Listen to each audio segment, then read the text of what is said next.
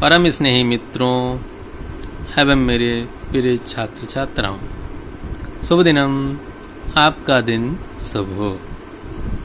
आज 10 रूपक के इस सत्र में हम बात करेंगे सूच्य कथा वस्तु क्या होती है और दृश्य और श्रव्य कथा वस्तु जो विभाजन किया गया है। कथा वस्तु अर्थात निबंधन की दृष्टि से वस्तु का विभाजन। अब निबंधन की दृष्टि से वस्तु का जो विभाजन है 2 प्रकार से किया गया है, एक सूच्य और एक दृश्य श्रव्य।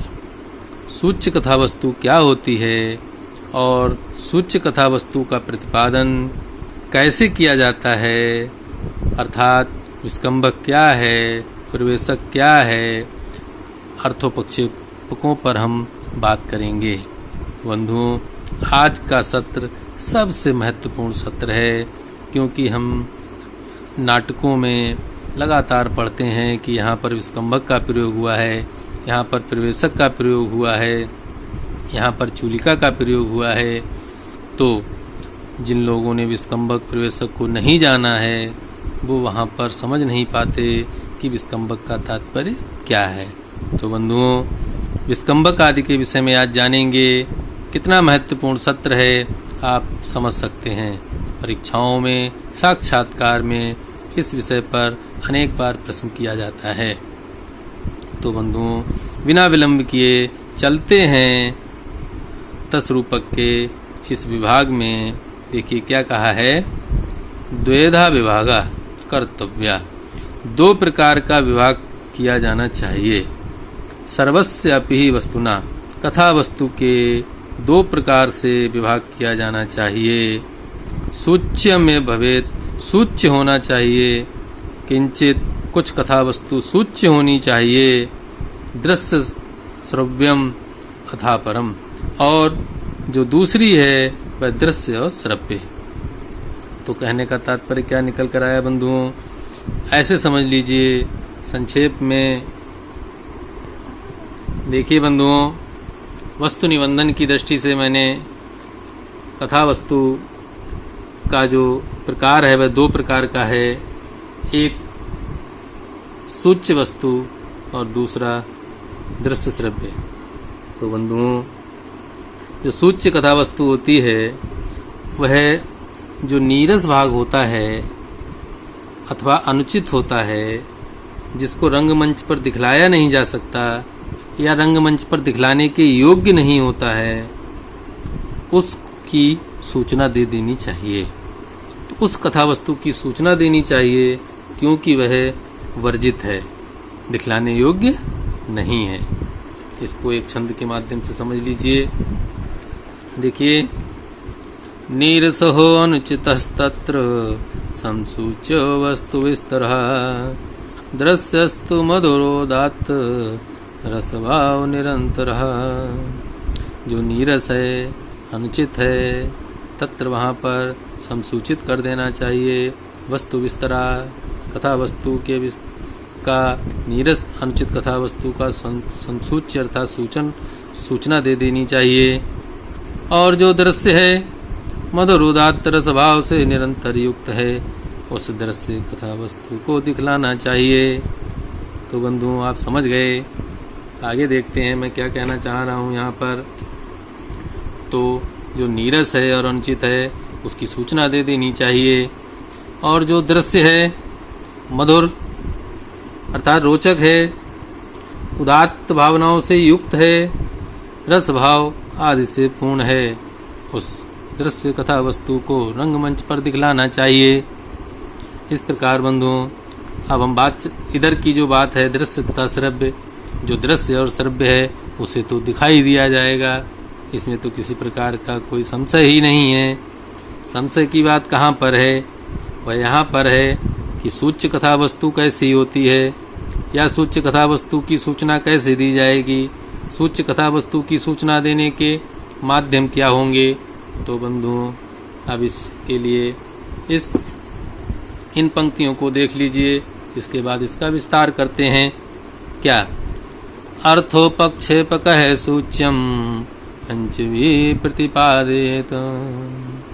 विष्कम्भचूलिकाङ्कास्य अंकावतार प्रवेश कहे। इन्हें अर्थोपक्षेपक कहते हैं, जो सूच्य कथा वस्तु का सूचना देते हैं, या ऐसे कह सकते हैं पंच भी, इन पांच के द्वारा प्रतिपादन किया जाना चाहिए। इन पांच के द्वारा प्रतिपादन किया जाना चाहिए। दूसरी लाइन में पांचों लिखे हुए हैं, अभी बताता हूँ। इन पांच के द्वारा प्रतिपादन किया जाना चाहिए। कौन पांच? अर्थोपक्षेपक है। इन पांच अर्थोपक्षेपकों के द्वारा सूच्य कथा वस्तु को प्रतिपादित किया जाना चाहिए। समझ गए ना बंधु? अब पांच कौन से हैं?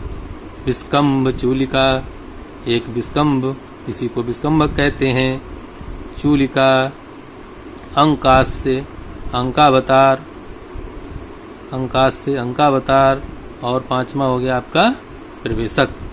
1 2 3 4 5, तो पांच हैं ये अर्थोपक्षेपक। अब हमारा उद्देश्य है कि ये पांचों अर्थोपक्षेपकों का मतलब क्या है, विष्कम्भक क्या होता है, चूलिका क्या है, अंकास्य अंकावतार और प्रवेशक क्या है। तो बंधुओं अब आगे चलते हैं, तो बात करते हैं कि विष्कम्भक क्या है। देखिए बंधुओं, तत्र विष्कम्भकः, अर्थात विष्कम्भक क्या है देखते हैं। विष्कम्भक के लिए क्या कहा गया है? वृत्तवर्तिष्यमाणानां कथांसानां निदर्शकः संक्षेपार्थस्तु विष्कम्भो मध्यपात्र प्रयोजितः। जो लोग साक्षात्कार की तैयारी कर रहे हैं वो कृपया इस विष्कम्भक के लक्षण को याद कर लें। आपसे पूछा जा सकता है कि विष्कम्भक क्या होता है, तो क्या हुआ देखिए। वृत्त अर्थात जो बीता हुआ है, ता प्रत्यय लगा हुआ है। वर्तिष्यमाणानाम, और जो आगे आने वाला है। कथांसा नाम, कथा भागों का। निदर्शकाः अर्थात सूचक है। क्या तात्पर्य हुआ? कथा का ऐसा भाग जो बीता हुआ है या आगे आने वाला है, ऐसे कथांशों का जो सूचक होता है। और संक्षेप अर्थस्तु, जो संक्षिप्त अर्थ वाला है। विष्कम्भा, वह विष्कम्भक है। और उसमें कौन से पात्र होते हैं? मध्य पात्र प्रयोजिता, मध्यम पात्र उसमें प्रयोग किए जाते हैं। या ऐसे कह सकते हैं मध्यम पात्रों द्वारा प्रयुक्त जो अर्थोपक्षेपक है वह विष्कम्भक कहलाता है। बीते हुए और आगे आने वाले कथा अंशों का, कथा वस्तु के भागों का वह सूचक होता है। बंधुओं, कुछ कथा वस्तु ऐसी होती है जो बीत चुकी होती है, उसको बताना है। कुछ कथा वस्तु ऐसी है जो आगे आने वाली है, उसकी सूचना देनी है। तो संक्षिप्त रूप से मध्यम पात्रों के द्वारा प्रयोग कर दिया जाता है विष्कम्भक। और जो दर्शक लोग बैठे हैं वो समझ जाते हैं कि कथा में क्या हो चुका है और क्या होने वाला है। तो इस प्रकार जो विष्कम्भक होता है वह मध्यम पात्रों के द्वारा प्रयुक्त होता है। अब आपको बताते हैं कि वह विष्कम्भक दो प्रकार का होता है। सा द्विविधः, वह दो प्रकार का है। शुद्धः संकीर्णः च इत्यः, शुद्ध विष्कम्भक और संकीर्ण विष्कम्भक। तो वह विष्कम्भक दो प्रकार का है, शुद्ध और संकीर्ण। मैंने यहाँ पर बंधु नाम लिख लिया है कि पांचों अर्थोपक्षेपकों का क्रम से। तो जो विष्कम्भक है वह क्या हो गया? एक तो विष्कम्भक के लिए आपको क्या याद रखना है? बीती हुई कथा वस्तु, बीते हुए और आगे आने वाले।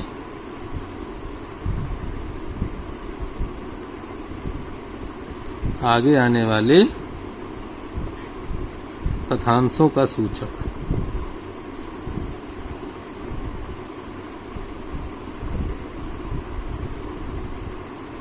कथांशों का सूचक है। इतना तैयार हो गया कि विष्कम्भक क्या होता है? वृत्त वर्तिष्यमाणानां कथांसानां निदर्शकः। ठीक है। फिर क्या कहा था? संक्षिप्त अर्थ वाला, ये तो सामान्य बात है। चलो, मध्य पात्र प्रयोजिता, मध्यम पात्रों के द्वारा प्रयुक्त। तो ये भी इसकी विशेष बात है कि मध्यम पात्रों के द्वारा, एक बात हो गई। दूसरी बात हो गई मध्यम पात्र होते हैं बंधु। मध्यम पात्र पर भी आपको बताना है, जो पात्र संस्कृत बोलते हैं वो मध्यम पात्र होते हैं। इसमें नायक, राजा आदि छोड़ दीजिए, अन्य पुरोहित है, मंत्री है आदि लोग आ जाते हैं, मध्यम पात्र की श्रेणी में आते हैं ये लोग जो संस्कृत बोलते हैं। तो मध्यम पात्र पात्रों द्वारा प्रयुक्त। अब आपको एक बात और बता दूं, एक या दो पात्र ही होंगे जो विस्कंबक में सूचना देंगे। अब देखिए, शुद्ध और संकीर्ण विस्कंबक दो प्रकार का बताया गया, उसको भी लिख लेते हैं, शुद्ध विस्कंबक और संकीर्ण विस्कंबक। तो यहाँ पर ऐसे कर देते हैं, एक तरफ लिख देते हैं शुद्ध और एक तरफ लिख देते हैं संकीर्ण। आपको पूरी तरह से मैं समझा दूंगा, थोड़ा सा धैर्य रखें। हाँ, तो यहाँ पर क्या कहा है बंधु इन्होंने कि शुद्ध और संकीर्ण के लिए देखिए, एक अनेक कृतः शुद्ध, एक या अनेक, अनेक का तात्पर्य यहाँ कोई 1000-2000 नहीं है, एक या अनेक, अनेक का तात्पर्य एक से अधिक अर्थात दो, एक या अनेक मध्यम पात्रों के द्वारा जो प्रयुक्त होता है वो शुद्ध होता है। मध्यम पात्र एक या अनेक मध्यम पात्रों के द्वारा प्रयुक्त विस्कंबक कैसा होता है? शुद्ध होता है। तो बंधुओं, यहाँ पर शुद्ध विस्कंबक कौन सा होता है आपसे पूछा जाएगा, तो आप कहेंगे मध्यम पात्रों के द्वारा प्रयुक्त, मध्यम पात्र प्रयुक्त विस्कंबक क्या होता है? मध्यम पात्र प्रयुक्त विस्कंबक शुद्ध होता है। इसी प्रकार संकीर्ण विस्कंबक के लिए क्या कहा है? संकीर्णो नीच मध्यम है। संकीर्ण विस्कंबक वह होता है इसमें नीच और मध्यम पात्र होते हैं। तात्पर्य क्या है? मध्यम पात्र भी हो सकता है, साथ में नीच पात्र भी हो सकता है। और नीच पात्रों के लिए बात की जाए तो नीच पात्र वे होते हैं जो सौर सेनी आदि प्राकृत भाषा बोलते हैं। तो जो प्राकृत भाषा बोलते हैं वे नीच पात्र होते हैं, और जो संस्कृत भाषा बोलते हैं वे मध्यम पात्र होते हैं। तो बंधुओं, संकीर्ण विस्कंबक वह हो गया जो नीच मध्य प्रयुक्त है। क्या कहा गया? नीच और मध्यम पात्रों के द्वारा प्रयुक्त, नीच मध्यम पात्रों के द्वारा प्रयुक्त। तात्पर्य क्या हो गया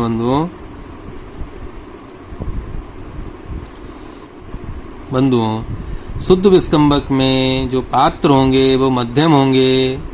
संकीर्ण विस्कंबक में मध्यम के साथ नीच पात्र भी मिश्रित होगा, अर्थात नीच पात्र के साथ जो प्रयोग किया जाएगा विस्कंबक, वह संकीर्ण विस्कंबक की श्रेणी में चला जाएगा। अब बंधुओं, आपको विस्कंबक के विषय में मुख्य बात और बताई जाए, वह क्या कि विस्कंबक का प्रयोग कहाँ पर कैसे होता है। जैसे आप समझ लीजिए, आपने पढ़ा होगा, कई नाटक आपने पढ़े होंगे, तो कहीं पर प्रथम अंक होता है, द्वितीय अंक होता है। मैं इसलिए लिख रहा हूँ क्योंकि इनको लिखकर भली प्रकार समझाया जा सकता है। तृतीय अंक, नाटक में कम से कम 5 अंक होते हैं बंधुओं, ठीक है। ये मैंने इसलिए लिख लिया, अभी बहुत सी बातें आपको बतानी हैं कि पांचों अर्थोपक्षक जब समझेंगे तो इनकी जरूरत पड़ेगी। तो जो विस्कंबक है वह प्रथम अंक के प्रारंभ में भी हो सकता है, और द्वितीय, तृतीय, चतुर्थ, पंचम, षष्ठ, सप्तम। तात्पर्य क्या निकला? विस्कंबक किसी भी अंक के प्रारंभ में हो सकता है, ये नियम है, ठीक है। क्योंकि ये भी प्रश्न पूछा जाता है कि विस्कंबक का प्रयोग कहाँ होता है। तो बंधुओं, जो विस्कंबक है वह प्रथम अंक के प्रारंभ में, ठीक प्रस्तावना के पश्चात, आमुख के पश्चात विस्कंबक का प्रयोग हो सकता है, और अन्य अंकों के प्रारंभ में भी विस्कंबक का प्रयोग हो सकता है। लेकिन ध्यान रखेंगे, सदैव अंक के प्रारंभ में विस्कंबक का प्रयोग होगा। कोई भी अंक होगा उसके प्रारंभ में होगा। जैसे अभिज्ञान शाकुंतल है, आपने देखा चतुर्थ अंक में प्रारंभ में विस्कंबक का प्रयोग किया गया है। तो जब हम नाटक को पढ़ेंगे तो वो आपको बताते चलेंगे। देखिए यहाँ पर विस्कंभक आ गया।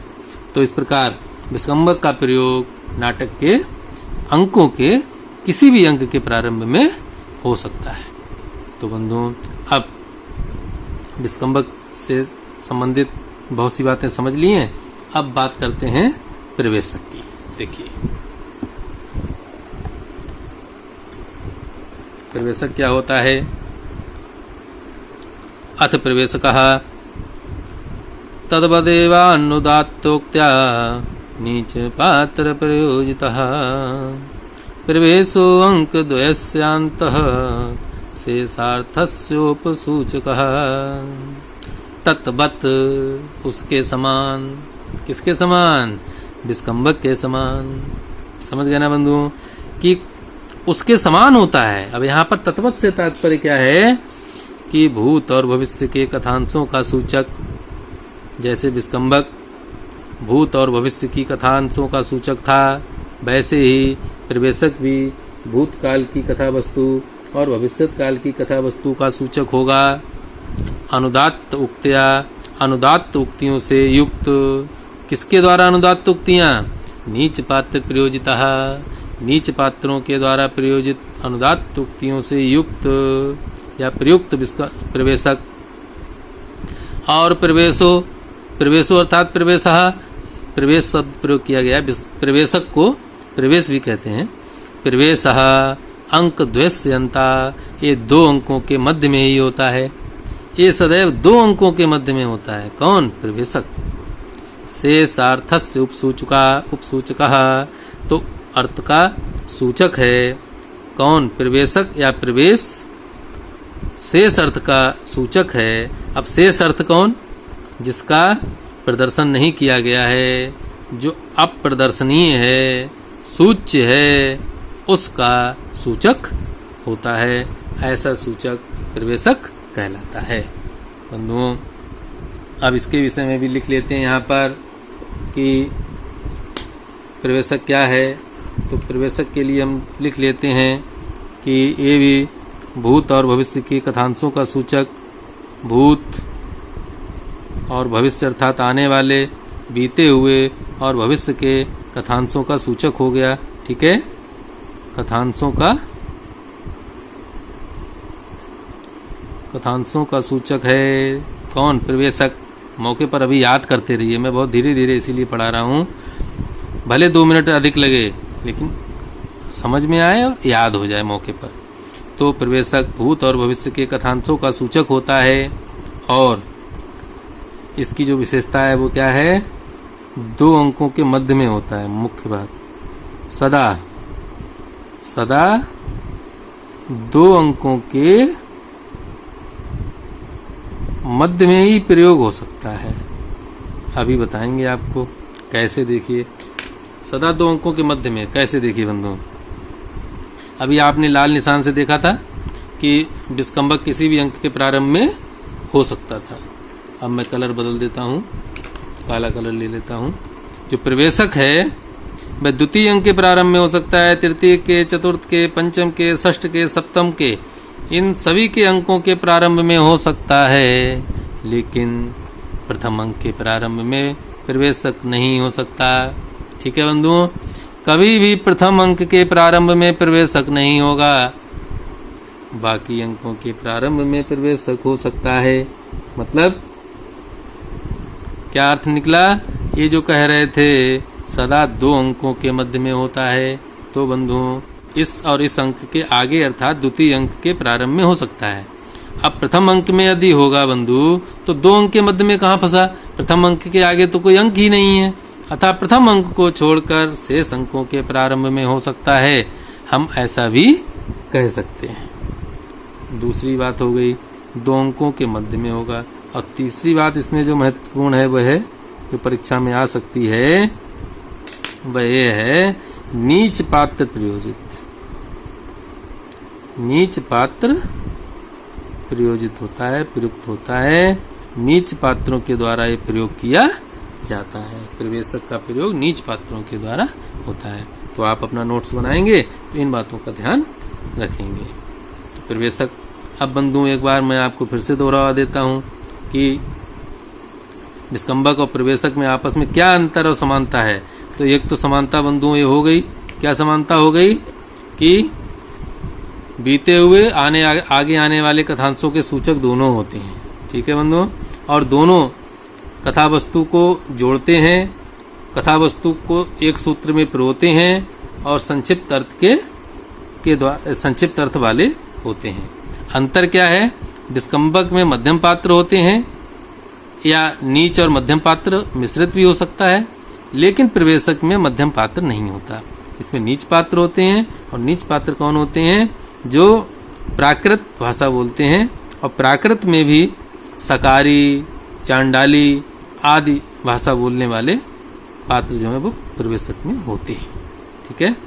विस्कंबक जो है वो सभी अंकों के प्रारंभ में हो सकता है, प्रवेशक 2 अंकों के मध्य में ही होता है, कभी भी प्रथम अंक के प्रारंभ में प्रवेशक नहीं होता। तो इतनी बात यदि आप तैयार कर लेंगे तो आपके सभी प्रकार के प्रश्न हो जाएंगे। अब बंधुओं चलते हैं, चूलिका क्या है देखिए। अंतर्जवनिका संस्थ है, चूलिका अर्थस्य सूचना। अंतर्जवनिका, अब अंतः से तात्पर्य है अंदर, जवनिका अर्थात पर्दा भी बोलते हैं, तो ऐसे कह सकते हैं नेपथ्य में स्थित जो पात्र है। जवनिका संस्थ है, संस्थ अर्थात स्थित। नेपथ्य में स्थित पात्र के द्वारा जब अर्थ से अर्थ की सूचना दी जाएगी तो यहाँ पर लिखा है देखिए, नेपथ्य पात्रेण, नेपथ्य में स्थित पात्र के द्वारा अर्थ की सूचना चूलिका कहलाता है, ठीक है। तो नेपथ्य में स्थित पात्र के द्वारा अर्थ की सूचना देना चूलिका कहलाता है। अब यहाँ पर आप उदाहरण यदि देखें तो उत्तर रामचरित का ले सकते हैं। उत्तर रामचरित का 2 अंक है, नेपथ्य में अर्थात पात्र सामने नहीं आएगा, पर्दे के पीछे से आवाज आएगी, तपस्विनी का स्वागत हो। तब तपस्विनी यात्री प्रवेश करती हैं और नेपथ्य से ध्वनि आती है, तपस्विनी का स्वागत हो। यहाँ पर नेपथ्य जो पात्र है, नेपथ्य में स्थित पात्र कौन है? वासंती आत्रेय के आने की सूचना देती हैं, अतः यहाँ पर चूलिका नामक अर्थोपक्षेपक है। तो बंधुओं आपने देख लिया कि चूलिका की जो मुख्य विशेषता है वह क्या है? नेपथ्य में स्थित पात्र के द्वारा सूचना देना। चूलिका की मुख्य बात क्या निकल के आई? नेपथ्य में स्थित पात्र के द्वारा अर्थ की सूचना, द्वारा अर्थ की सूचना। कई बार आपने सोच लिया, समझ लिया होगा तो आपको याद हो जाएगा, जैसे उत्तर रामचरित के 2 अंक में, जैसे उत्तर रामचरितम के 2 अंक में। अब तो याद हो गया होगा। 2 अंक में जो वासंती हैं वह नेपथ्य में स्थित हैं और आत्रेय के आने की सूचना देती है। अब बंधुओं देखते हैं अंकास्य क्या है। अंकांत पात्र है अंकास्यम, छिन्न अंकस्य अर्थ सूचनात्। क्या कह रहे हैं? अंक के अंत में आने वाले पात्र के द्वारा, अंक के अंत में आने वाले पात्र के द्वारा अंकास्य, अंकास्य तो नाम हो गया, ठीक है। छिन्न अंकस्य, छिन्न अंकस्य का मतलब है जो जुड़ा नहीं है अर्थात असंबद्ध है। ऐसे छिन्न अंक का या विच्छिन्न अंक के अर्थस्य सूचनात्, अर्थ की सूचना देने से तात्पर्य क्या है? अग्रिम अंक की सूचना देने से। और वह अग्रिम अंक कैसा है? अग्रिम अंक है छिन्न अर्थात विच्छिन्न अर्थात असंबद्ध, असंबद्ध जो जुड़ा नहीं है, सीधे कह सकते हैं अगला अंक। तो अंक के अंत में आने वाले पात्र के द्वारा अगले अंक में जो सूचना देनी है, अगले अंक के अर्थ की सूचना देने के कारण अंकास्य कहलाता है। अंकास्य का तात्पर्य देखिए बंधु, होता अंक माने अंक, आस्य माने होता है मुख। तो इसे किसी विद्वान ने अंक मुख भी कहा है। अंक मुख कहा गया है नाट्य शास्त्र में। नाट्य शास्त्र में इसे अंक मुख कहा गया है तथा इसे अंकावतार के पश्चात रखा गया है। भरत के अनुसार अंक मुख है, तो भरत ने तो इसको अंक मुख ही कहा है, तो इसीलिए अंकास्य का तात्पर्य क्या है? अंक मुख। तो अब क्या देखिए यहाँ पर क्या कहा है, देखिए समझ लीजिए।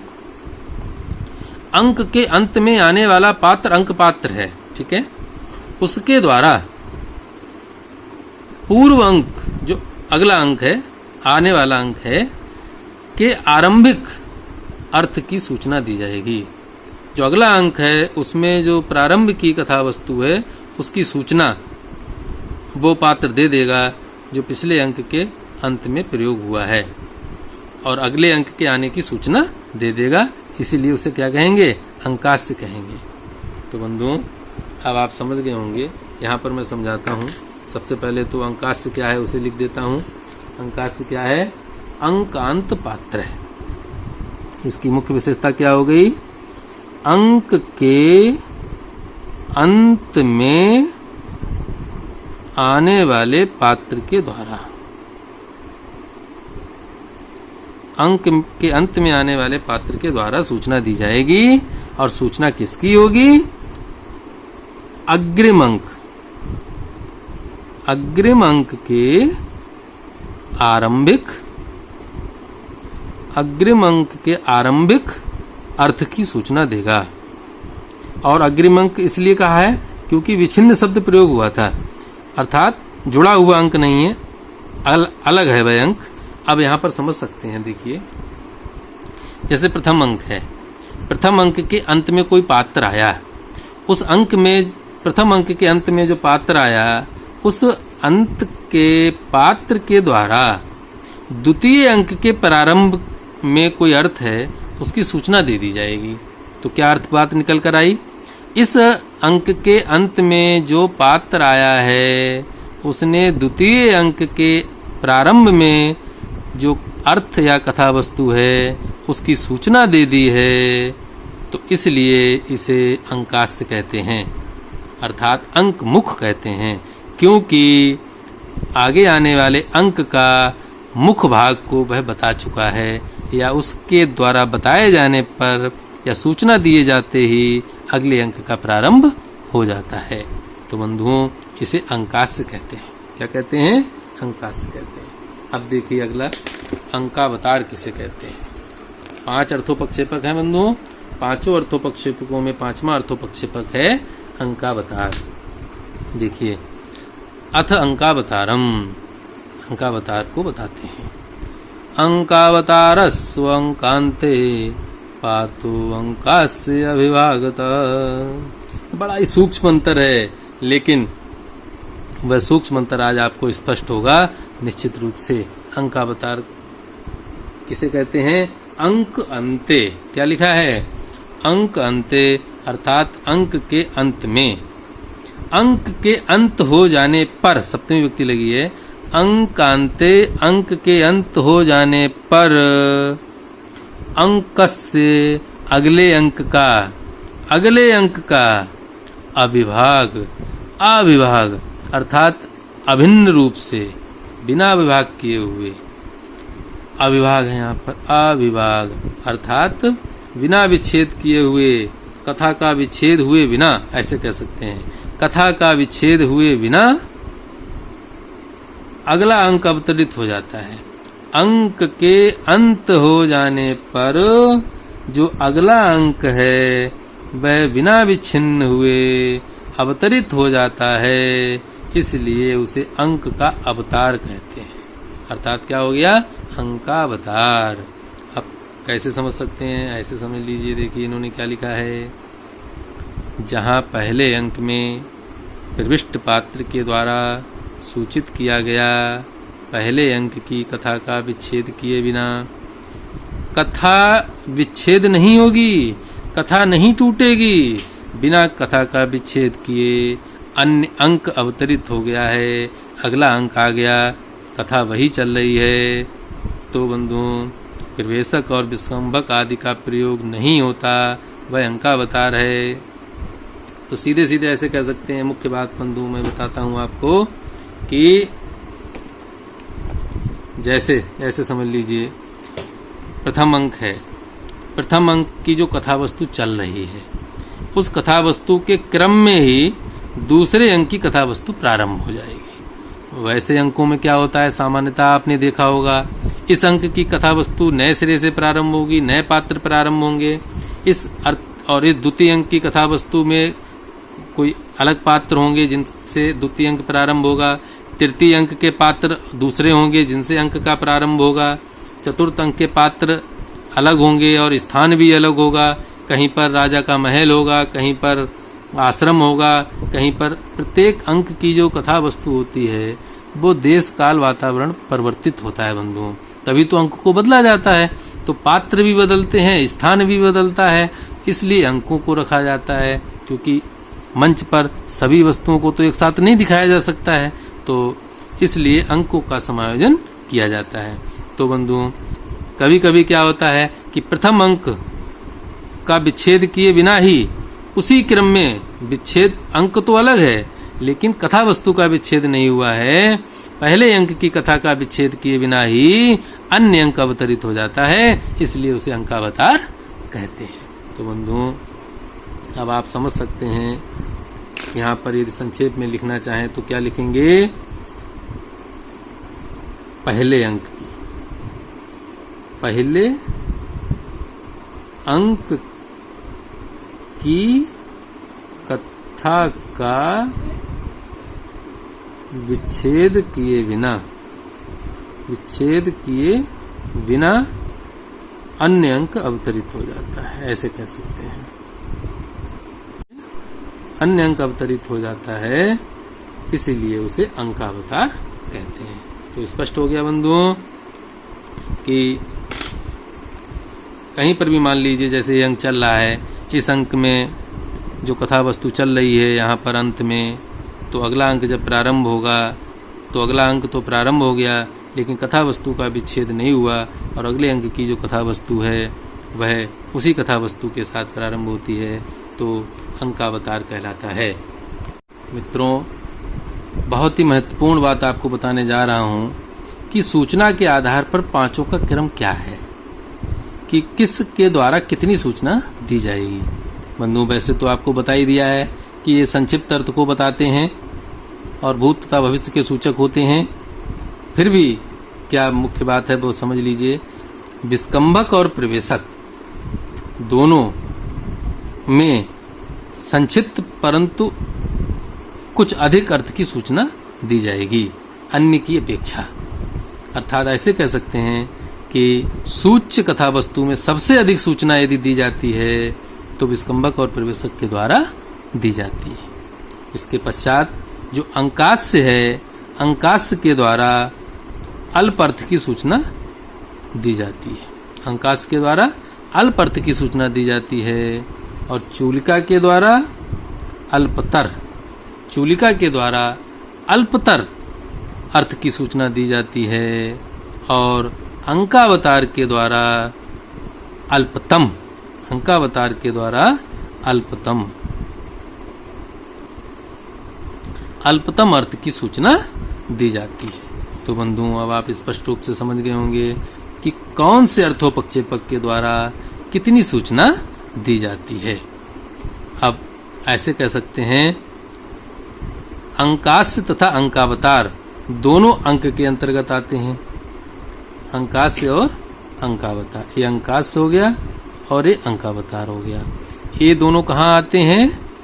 अंक के अंतर्गत, मतलब इनकी जो कथा वस्तु है वह अंक के अंतर्गत आ जाती है, अंक के अंदर ही स्वीकार हो जाती है। और जो विस्कंभक और प्रवेशक होते हैं, अर्थात जो विस्कंभक और प्रवेशक होते हैं, इन दोनों की जो कथा वस्तु है वह अंक से बाहर होती है, अंक से बाहर होती है। क्या?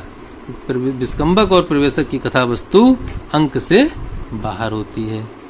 इसी प्रकार जो एक वचा चूलिका, जो चूलिका है इसका यथा अवसर अंक के भीतर, यथावसर अंक के भीतर या बाहर प्रयोग किया जा सकता है। तो बंधु आप समझ गए कि जो महत्वपूर्ण बातें थीं वो मैंने आपको यहाँ पर बता दी हैं और आपने समझ लिया है कि सूच्य कथा वस्तु को सूचित करने वाले विस्कंभक, प्रवेशक, चूलिका, अंकास्य और अंकावतार क्या होते हैं और इन पांचों के द्वारा कितनी सूचना दी जाती है वो भी आपने जान लिया, और कौन सा अंक में अंदर आता है, कौन सा अंक के बाहर आता है और कहाँ कहाँ पर इनका प्रयोग होता है, ये सब मैंने आपको एक सुनियोजित योजना के क्रम में आपको बताया। मुझे विश्वास है कि आपको ये पांचों अर्थोपक्षेपकों का जो ज्ञान है भली प्रकार हो गया होगा। तो बंधुओं, मेरा आपसे एक निवेदन है कि जिन्होंने मेरे चैनल को सब्सक्राइब नहीं किया है कि कृपया सब्सक्राइब कर लें, और मेरा आगे आने वाला जो वीडियो होगा वह होगा नाट्य धर्म की दृष्टि से वस्तु का भेद, अर्थात अभिनय की दृष्टि से वस्तु का जो भेद है वह मैं आगे बताऊंगा। आप उसकी प्रतीक्षा कीजिए, अतः मेरे चैनल को सब्सक्राइब कर लीजिए जिससे अपलोड होते ही मेरा वीडियो आपको तत्काल मिल सके। तो बंधुओं, आज के सत्र में इतना ही। मुझे बताइएगा आपको कैसा लगा अर्थोपक्षेपकों पर मेरा ये सत्र। तो बंधुओं, धन्यवाद। नमस्ते जवान, जय हिंद।